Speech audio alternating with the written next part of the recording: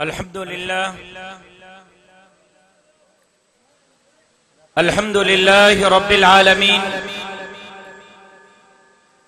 वस्सलातु वस्सलामु अला अशरफिल अंबिया वल मुरसलीन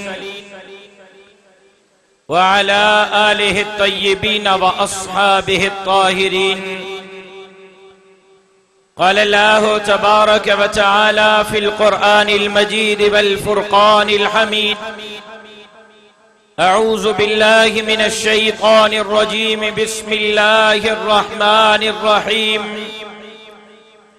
फ़अल्हमहा फ़ुजूरहा व तक़वाहा क़द अफ़लह मन ज़क्काहा व क़द ख़ाब मन दस्साहा। वक़द क़ाल अन्नबिय्यु सल्लल्लाहु अलैहि वसल्लम अल उलमाउ वरसतुल अंबिया।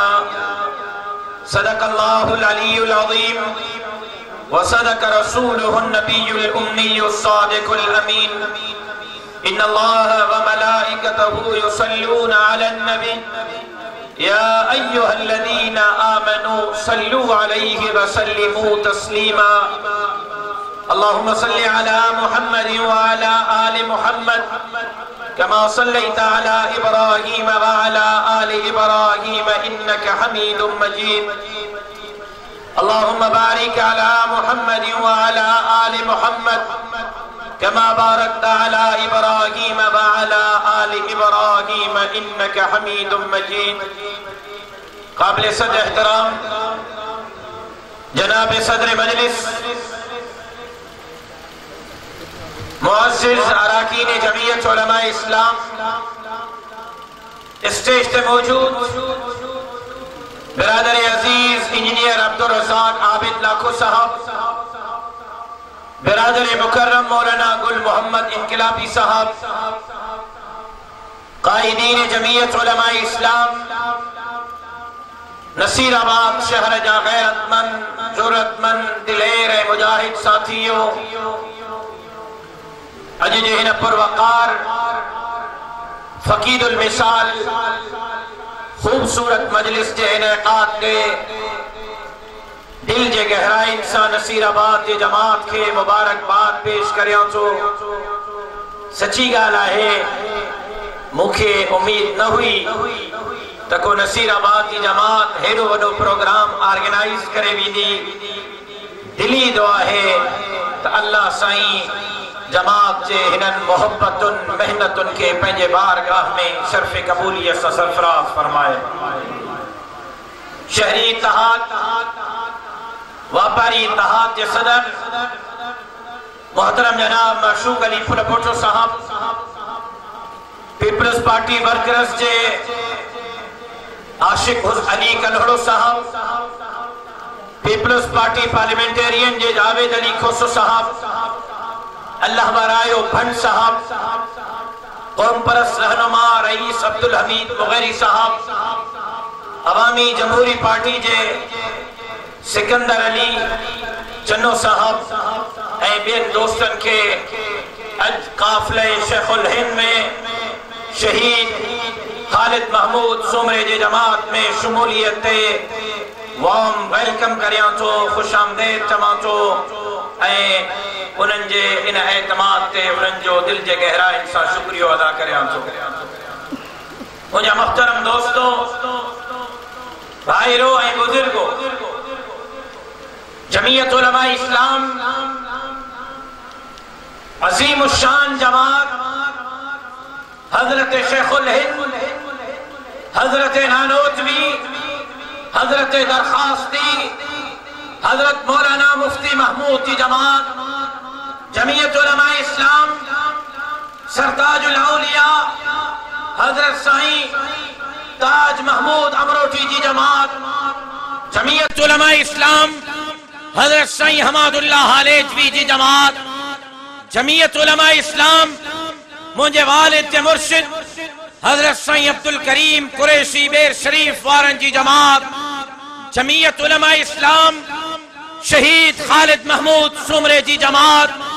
ये जमात सिर्फ मौलविन जी जमात ना है, ये जमात सिर्फ के हिकड़े फिरके जी के हिकड़े मसलक जी के हिक मजहबी जमात जी जमात ना है। ये जमात पाकिस्तान जी जमात है। ये जमात गरीबन मिस्कीनन हारिने मजदूरन जी जमात है। ये जमात मजलूमन जी जमात है। ये जमात अल्लाह जे धरती ते अल्लाह जे निजाम जे लाए मेहनत कंदड़ जफाकशी कंदड़ उन्हनि परवानन दीवानन जी जमात है। ये जमात सभा झड़ी सिंध के बागुन जे फातन में आजाद कराइण जी जमात है।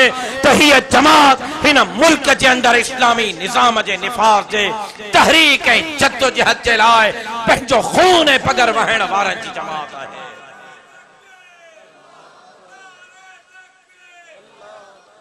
मुझे मुहतरम दोस्तों, भाइरों ऐं बुजुर्गों, अक्सर करे माण्हू मूंखां पुछंदा आहिनि साईं तहांजे जमात में ऐं ॿियनि पार्टियुनि में कहिड़ो फ़र्क़ु आहे?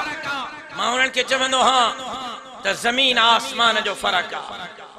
जे साईं असांखे त फ़र्क़ु नज़र नथो अचे, ॿियूं पार्टियूं बि इक़्तिदार जूं ॻाल्हि थियूं कनि, ॿियूं पार्टियूं बि ऐवान जूं ॻाल्हि थियूं कनि, ॿियूं पार्टियूं बि वोटनि जूं, जमहूरियत जूं, पार्लिमान जूं, ऐवान सदर जूं, ऐवान वज़ीर आज़म जूं ॻाल्हियूं थियूं कनि।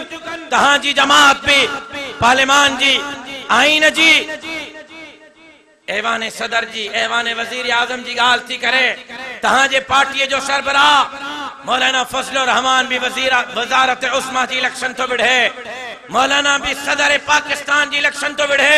हे तहांजा दीवाना, हे जमीयत जा परवाना भी रोज रड़ियूं था कन त सिंध जे वज़ीर आला हाउस ते कब्जो कंदासे, सिंध जे गवर्नर हाउस ते जमीयत जो झंडो लहराईंदासे।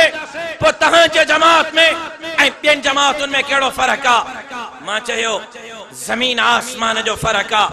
हो भी आईन जूं ॻाल्हि थियूं कनि, हो भी पार्लिमान जी ॻाल्हि थियूं कनि, हो जमातूं भी ऐवान सदर, ऐवान वज़ीर आज़म जूं ॻाल्हि थियूं कनि, हो जमातूं भी गवर्नर हाउस, वज़ीर आला हाउस जी ॻाल्हियूं थियूं कनि।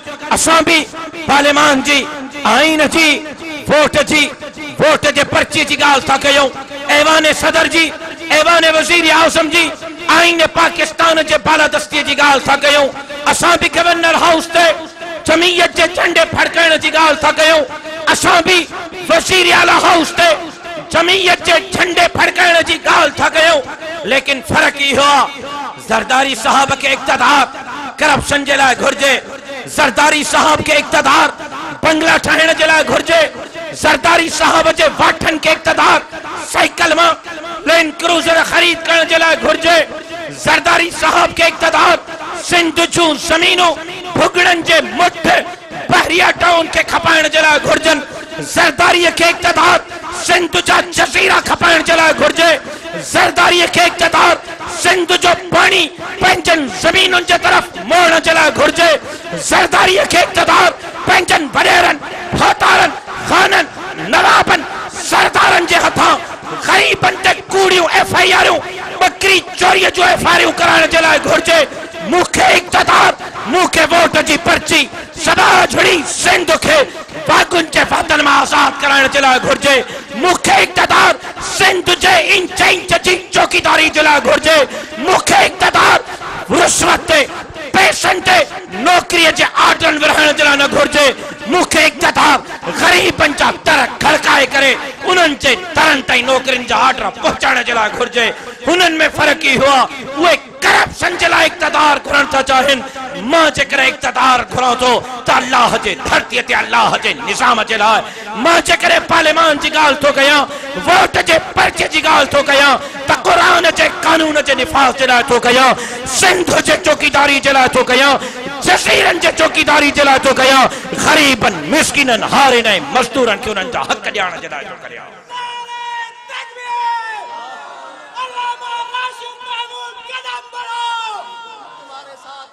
अञा केतिरो कदम वधायां?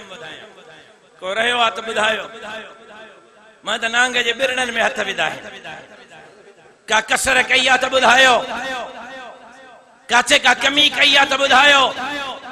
सिंध जो केस वेहण में का कमी कई आहे त मां तहांजो मुजरिम, तहांजा हथ मुंहिंजी ॻिची। जेकर मां धरतीअ सां गद्दारी कई आहे, तहांजा हथ मुंहिंजी ॻिची। जेकर मां सिंध में मिसिंग पर्सन्स जो केस ना है विड़ो मां तहां जो मुजरिम मां रोडन ते पंजन प्यारन जे लाए मुजाहिरो कंदड़ अमरन भेनरुन न्याणिन जे मथन ते हथ ना है रखियो त मां तहां जो मुजरिम सिंध जे जजीरन जो केस ना है विड़ो मां तहां जो मुजरिम सिंध जे जमीनन ए बेटन जो केस ना है विड़ो मां तहां जो मुजरिम मां जे करे थर का वठी कोटकी ताई कोहिस्तान ए कराची का वठी करे कश्मीर ताई जैकबाबाद ताई सिंध जे वसीलन जो केस ना है विड़ो मां तहां जो मुजरिम मां जे करे सालिमन जाबिरन आमिरन लोटन ए लुटेरन साखियो अखिन में नाहन मिलायो मां तहां जो मुजरिम मां पंहिंजो कदम वधाए चुको हां हाणे कदम नसीराबाद जे अवाम के वधाइणो आ अज जो है अजीम शान इज्तिमा इन गाल जी गमराजिया है तो नसीराबाद इंशाअल्लाह ईंदड़ इलेक्शन में जमीयत उलमा इस्लाम जो गढ़ साबित थींदो।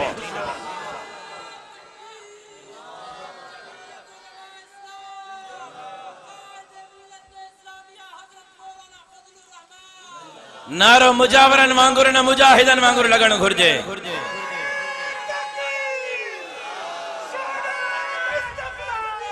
मां के मुजाहिद पे नजर था अचन नौजवानन जा चेहरा हिन ओ नौजवानो ये कूकत की तीर का खंजर का दिखिया ये कूकत की तीर का खंजर का दिखिया ये फूकत दी हीर का थर का दिखिया वहमन ज मुकामन में सुती पैजाम गरजे ये कौम उठी पई त पो महशर का दिखिया ता उठण जे लाइ तैयार आयो जहां उठण जे लाइ तैयार आयो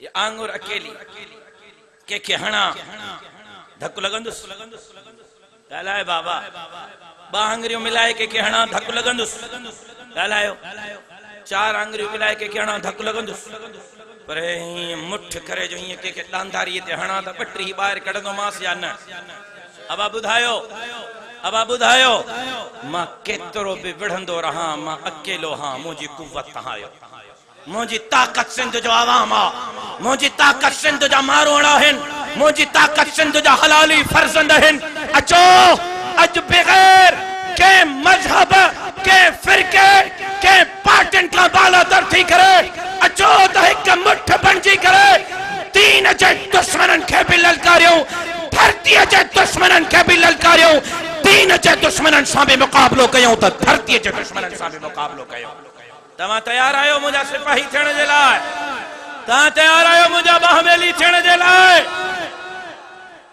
ता के रुगो इन जे करे नथो वणा तो मुके पटको ता के रुगो इन करे नथो वणा मुके दाढ़ी आ ई कमी केड़ी कई मुल्लो आ सही मुल्लो आ अबा मुल्लो आया न चोर त न आया न अबा मुल्लो जरूर आया सिंध जो गद्दार न आया मुल्लो जरूर आया सिंध जे हथकन ते धाड़ा हण वारो न आया मुल्लो जरूर हो सिंध जी जमीनन खपाइण वारो न आया मुल्लो जरूर हो नौकरिन खपाइण वारो न आया फैसलो तहां के करणो आ मुल्ले से हलणो आ या धरती जे गद्दारन से हलणो आ फैसलो सिंध जे नौजवानन के करणो आ फैसलो सिंध जे मारोड़न के करणो आ मां के कबूल करणो थव त मां के दाढ़ी ए पटके में कबूल करणो पवंदो मां सा हलणो थव त हिन हुले में मां सा हलणो पवंदो बाकी जे कदे ता चाहो था त मां तहां जे करे पटको लाहिया मां दाढ़ी लाहिया दादा इहो कम मां को न कंदुस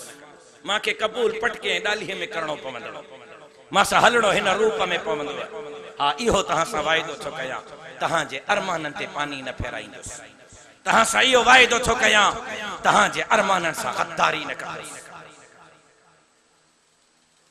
एकड़े हमरा मां के मौलवी साहब हैदराबाद में शायद मुझे वीडियो भी तहां ॾिठी हूंदी उथी बीठो तकीरूं वाह जू तो करे सुमरा साहब मारे तो रखे सफा भो तो थे अब केड़ो भो तो थे चे मौलवी साहब एकड़ो भो इयो आ त तुंजो साथ रींदा से त वडेरा बकरी चोरी में बदलाईंदा कूड़ा के सकदा मां चो चाचा उए दी खाई वे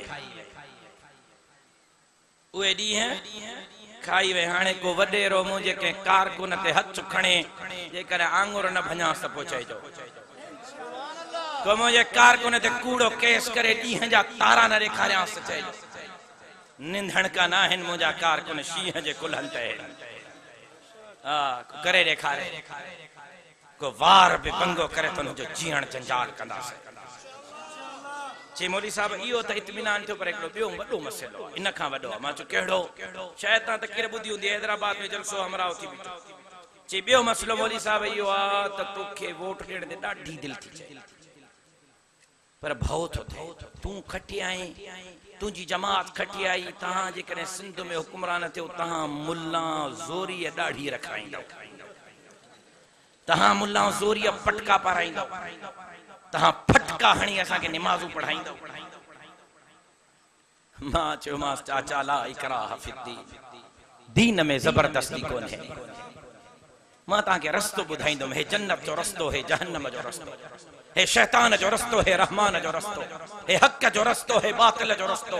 हिन रस्ते ते हलंदे जन्नत भी ने, हिन ते हलंदे जहन्नम भी ने। बाक़ी ॾाढ़ी रखें या न रखें तुंहिंजी मर्ज़ी। मां तोखे ॿुधाईंदुसि त ॾाढ़ी रखण सवाब आहे, पटको पाइण मर्ज़ी तुंहिंजी आहे। चीन जो मतिलबु फटका न हणंदे, दुरा न हणंदे, इते रखजांइ न मौली साहब। वाह जी ॻाल्हि की हाणे वञी मां सोचींदुसि। मां चयो चाचा तूं बि मारे विधो न, हेॾो वॾो रस्तो ॾिनो आहे, हुन खां पोइ बि चवंदो मां सोचींदुसि त बेड़ो त ग़रक़ थी वियो न। अञा बि सोचींदे बच्चो छा आहे? अॼु सिंधी जी हालत छा आहे? अॼु पाकिस्तान जी हालत छा आहे? अॼु ग़रीब ॿिनि वक़्तनि जी मानीअ जे लाइ परेशान आहे। अॼु तनख़्वाहदार मुलाज़िम बिजली ऐं गैस जो बिल नथो भरे सघे। अॼु पघार कमाइण वारो हमरा बि पहिरीं तारीख़ पघार हथ ते रखी सोचे थो अबे अम्मा जी दवा वठां, ॿारनि जे स्कूल जी फीस भरियां या घर में महीने जो राशन लहरायां। अल्लाह जो कसम तनख़्वाहदार मुलाज़िम भी इज्जत सां बच्चन जो पेट पालण खां आजिज़ थो। अॼु आम माण्हू इज्जत सां ॿिनि वक़्तनि जी मानी नथो खाई सघे। अॼु आम माण्हू पंहिंजे औलाद जो पेट नथो पाले सघे। अॼु हालत इहा आहे। 1 करोड़ नौकरियुनि जी ॻाल्हि करण वारे ख़ान साहब हिननि 3 सालनि में 30 लख खां वधीक माण्हुनि खे बेरोज़गार करे छॾियो। अॼु हालत इहा आहे। 50 लख घर ॾियण जे दावेदार हुक्मरान इनक्रोचमेंट जे नाले ते 50 लख जे लॻभॻि घर मुनहदम करे छॾिया। खुदा जो कसम मां हल्फन तो चवां, कैमरा रिकॉर्ड थी थियनि, अल्लाह जो कसम सॻो पीउ पंहिंजी सॻे धीउ जी इज़त विकामण ते मजबूर आहे त घर जो चरखो ऐं चुल्हो न सघे। खुदा जो कसम सॻी धीउ जी इज़त विकामण ते मजबूर आहे। अॼु सॻी माउ 3 ॿार 12 13 मंज़िल तां कराची तां फिटा करे क़त्ल करे छॾिया। माउ जी ममता ॿार क़त्ल करे छॾिया त घर में खाइण जे लाइ गिरह गभो कोन्हे, चांवरनि जो कड़ो कोन्हे, मां औलाद जो पेट पाले सघां। अॼु पीउ पंहिंजनि सॻनि बच्चनि खे ॻिचीअ में हार विझी बच्चे भराए फ़िरोख़ जा बोर्ड हणी करे पंहिंजा बच्चा नीलाम करे रहियो। अॼु हालत इहा आहे। सबाझड़ी सिंध जो इंच खपायो पियो वञे। नसीराबाद जा नौजवानों अज सिंध जा जसीरा खपाया पिया वञनि। अज सिंध जो ज़मीनूं खपायूं पियूं वञनि। सिंध जा वसीला खपाया पिया वञनि। थर जा वसीला खपाया पिया वञनि। नौजवानों तव्हांजो तवज्जो खपे। ख़ासि तौर ते जेका गेट ते बीठल नौजवान आहिनि तव्हांजो तवज्जो खपे। मां तव्हांजे अंदर जे इंसान खे जाॻाइण थो चाहियां। तव्हांजे दिल जे दरवाज़े ते दस्तक ॾियण थो चाहियां। तव्हांजे सुतल ज़मीरनि खे जाॻाइण थो चाहियां। तव्हांखे ख़बर आहे त जेको असां वटि गैस आहे, इन गैस जो नालो छा आहे? ॻाल्हायो ॻाल्हायो बाबा। घरनि में जेको गैस थो भरे इन जो नालो छा आहे? सुई गैस। छो इन जो नालो सुई गैस आहे? वो जवाब ॾे बाबा। मजमे मोको ॿुधाए सुई गैस इन जो नालो छो आहे? जवाब दुरुस्त आहे। सुई ॻोठ मां, बलोचिस्तान जे हिकिड़े ॻोठ सुईअ मां इहो गैस निकितो जेको पूरे पाकिस्तान में फैलियो। तव्हांखे अॼु अजीब ॻाल्हि नौजवानो ख़ौर असां ॿुधो, अजीब ॻाल्हि थो ॿुधायां तव्हांखे। सुई गैस मां निकिरंदड़ गैस एतिरो गैस कढी चुको आहे जो हाणे सुई गैस की कैपेसिटी सिर्फ 20% रही है। 80% उतां गैस खत्म थी वियो। सुई गैस मां 80% गैस खत्म थी वियो। सिर्फ 20% गैस रहियो आहे। पूरे मुल्क के गैस हले तो, गैस वधे तो, नया कनेक्शन था अचन, CNG पंप था लगन, पूरे मुल्क में फैक्ट्रियों गैस ते थियूं हलन, जनरेटर गैस ते था हलन। एक तरफ 80% गैस खत्म थी वियो, बे तरफ पेट्रोल पंप वधन था, गैस जो लाइनियूं वधन थियूं, कॉलोनियूं वधन थियूं। यो गैस काडों तो अचे, यो काडों तो पूरो थे। 80% जेका घुर्ज है, जेका सुई पूरी नथो करे सके, उहा 80% तहां जे पूरे मुल्क जी खोट तहां जो सूबे सिंध ऐं उन जा कुल 3 ज़िला बदीन, टंडो मोहम्मद खान ऐं घोटकी, 3 ज़िला सजे मुल्क जे 80% गैस जी खोट के पूरो करे रहा है। सिंध दे रही है ऐं सिंध जा 3 ज़िला दे रहा है। लेकिन अजीब गाल, हैरान कंदड़ तहां के गाल बुधाया त गैस सिंध मां तो निकरे, पेट्रोल सिंध मां तो निकरे, लेकिन सिंध के पंहिंजे धरती मां निकरंदड़ गैस ऐं पेट्रोल मापण जी भी इजाजत ना है। पंजाब जो कंपनियों असा जो गैस ऐं पेट्रोल मापे रहियूं आहिनि, असां के मापण ऐं तोड़न जी भी इजाजत ना है। का खबर ना है केतिरो गैस तो निकरे। इन्हनि जे पीउ जूं ज़मीनूं आहिनि, इन्हनि जे पीउ जी सिंध इन्हनि बाबन डागन खां जागीर में वरती ही, जो सिंध जी ज़मीनूं था खपाइन, सिंध जा बेट था खपाइन, सिंध जा वसीला था खपाइन। नसीराबाद वारो रुगो थर अकेलो, कायनात में अल्लाह सब का कीमती पत्थर। अब ता जबल ॾिठा आहिनि, तव्हांजे कंबर शलात कोट में भी जबल आहिनि। अब जबल ज़मीन में अंदर हूंदा आहिनि या मथे हूंदा आहिनि? थकजी पिया दुआ घुरा, पगरत वधी विया आहिनि, तव्हांखे तव्हां खां वधीक थकल मां आहियां। जवाब ॾियो मूंखे। आवाज़ जबल मथे हूंदा आहिनि हेठि हूंदा आहिनि? मथे।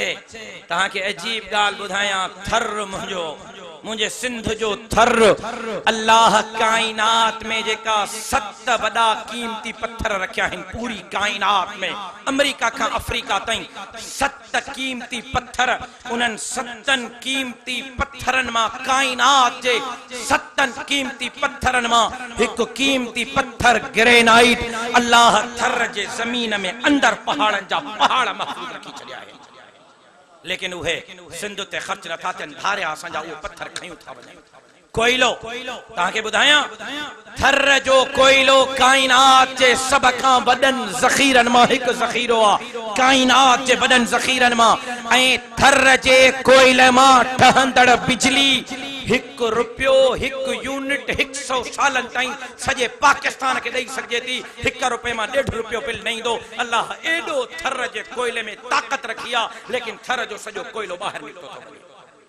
100 सालन ताईं 1 रुपये में 1 यूनिट थर, पोइ बि तव्हांजी बिजली सॼे मुल्क खे। ऐं चाइना किले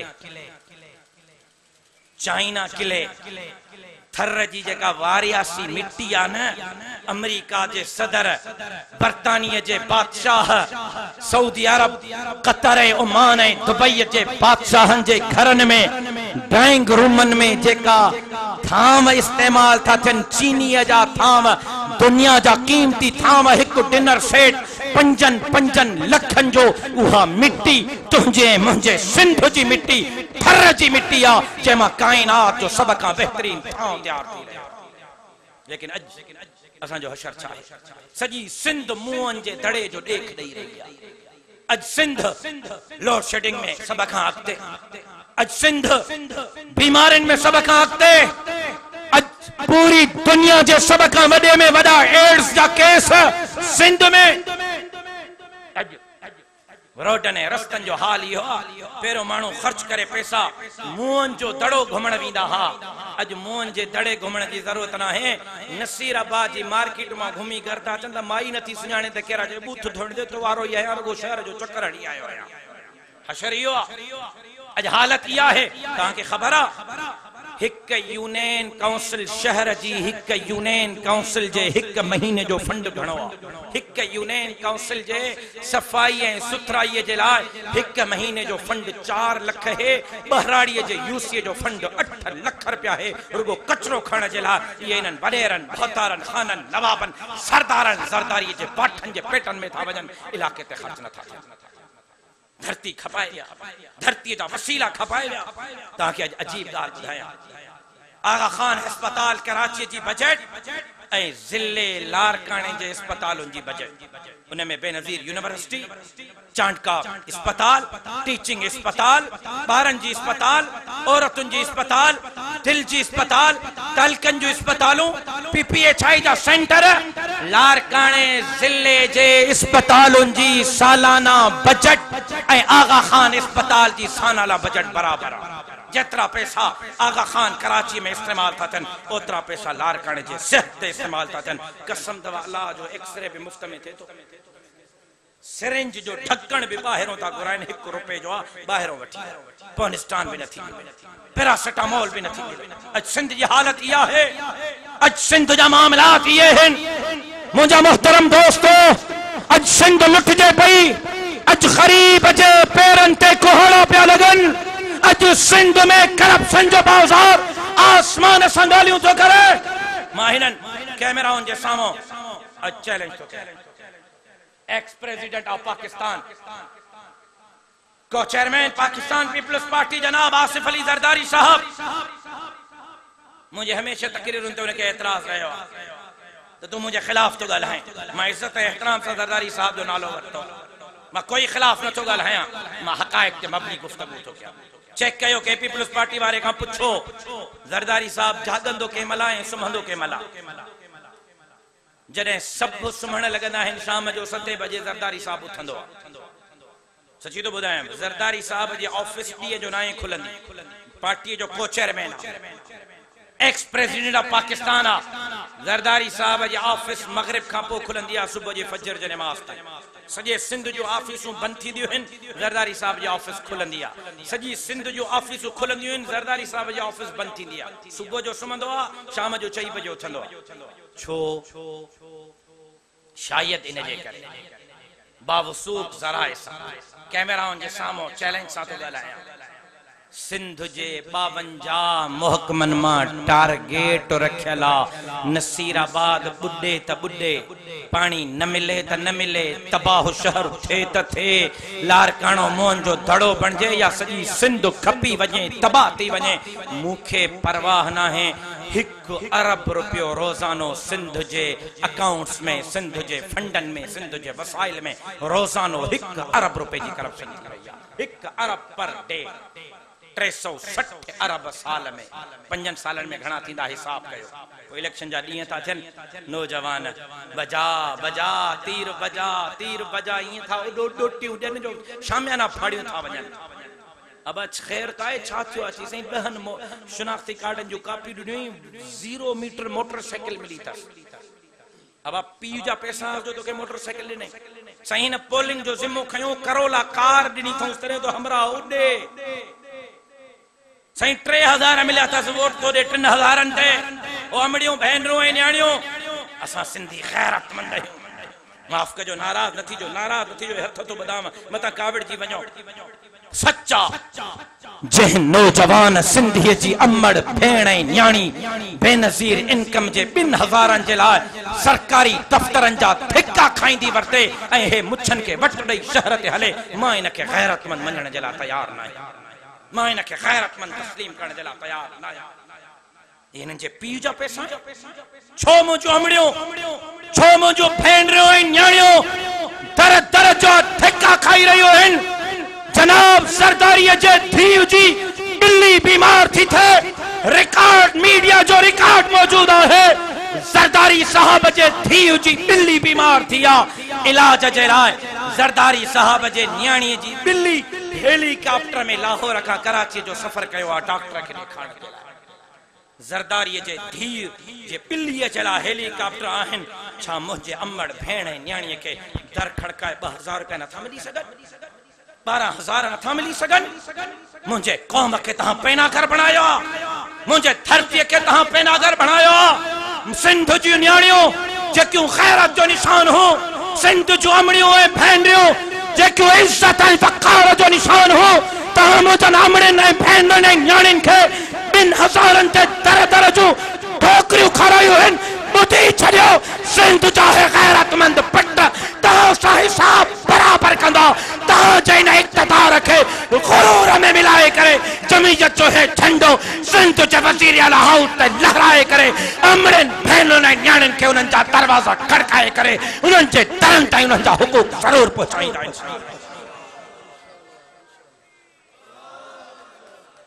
सिंध लुटजे पई, सिंध फुरजे पई, सिंध पेरन मां सरकजे पई।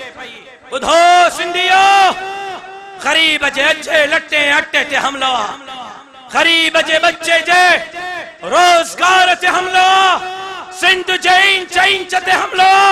बुधो नसीराबाद जा नौजवानो, मुझो अजो लटो ऐं अटो त दाव ते हा, मुझी दाढ़ी मुझो पटको मुझी मस्जिद ऐं मदरसो भी दाव ते हा। अज खत्म नबुव्वत जे कानून ते धाड़ा पिया लगन। अज हुजूर जे शान में सरवरे कौनैन सरकार दो आलम शाफी महशर साकी कौसर बुलंद ऐं बाला कदर रहमत जे समंदर जे शान में गुस्ताखी कंदड़ मलूनन खे पाकिस्तान का बाहर रवानो कियो पियो। अज सिद्दीक अकबर जे शान में गुस्ताखी कंदड़ मलूनन के पाकिस्तान का बाहर रवानो कियो पियो। अज कुरान मजीद जे मज़मूनन के सीरत जे मज़मूनन के स्कूलन जे निसाब तालीम मां कढियो पियो। अज सिंध काबीना डिस्कस थी करे, सिंध काबीना त 6 दर्जे का मैट्रिक ताईं पढ़ंदड़ स्कूल में ॿारन छोकरनि छोकरियुनि के सेक्स जी 1 कलाक तालीम पढ़ाइजे त ज़ाल मुड़स जा पाण में तालुकात कहिड़ा आहिनि। 6 का मैट्रिक ताईं पढ़ंदड़ न्याणियुनि के सेक्स पढ़ाइजे। छा तहां पंहिंजी न्याणीअ खे सेक्स जी तालीम स्कूल में पढ़ाइण जी इजाज़त ॾींदव? अबा गैरतमंद मूंखे जवाब ॾियो। मां गैरतमंदनि जो आवाज़ ॿुधण थो चाहियां।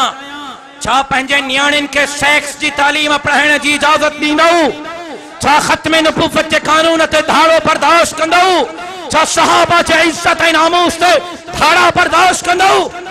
अॼु हिक रात मुझे सखर में 29 मस्जिदन के बिल्डोजर हणी करे शहीद कयो। 29 मस्जिदों हिक रात। मस्जिदों कंहिंजा घर आहिनि? ॻाल्हायो। मस्जिदों कंहिंजा घर आहिनि? कंहिंजा घर आहिनि? अज मस्जिदों गैर महफूज है, लेकिन मस्जिदन ते बिल्डोजर पिया लगन। लेकिन बेतरफ कादियानी दंदनाते फिरंदा था। कादियानी हुजूर जा गुस्ताख, मदीने जे मीर जा गुस्ताख दंदनाते फिरंदा था वरतन। माण्हुनि जो अकीदो तब्दील था कनि। सब कुछ लुटजी ऐं फुरजी वियो। बच्चो ईमान आ, हाणे असांजे ईमान ते धाड़ा है, धरती ते धाड़ा है। ॿुधो नसीराबाद वारो, मतां समझो त मां इक़्तिदार जे लाइ मैदान ते बीठो आहियां। वज़ीर आला सिंध ख्वाब में भी न सोचो हूंदो अल्लाह मूंखे बाबे जे खून जे सदके ऐं हिननि दोस्तनि जे मेहनत जे सदके जेका इज्जत ॾिनी आहे, जेको वक़ार ऐं मान ॾिनो आहे, वज़ीर आला कॾहिं निंड में बि कोन सोचियो। इन्हनि जा वज़ीर जेको लख ॾेई ऐं किरोड़ ॾेई जेको इज़तूं कमाइण जी कोशिशि था कनि, मां अहिड़ा 10 वज़ीर खीसे में खणी घुमाईंदो आहियां। मां इक़्तिदार जे लाइ न आहियां बीठो। ओ नसीराबाद जा नौजवानो, मां इक़्तिदार जे लाइ न आहियां बीठो। अल्लाह जो कसम, मां ग़रीबन मिस्किनन हारिन ऐं मज़दूरनि जे लाइ बीठो आहियां।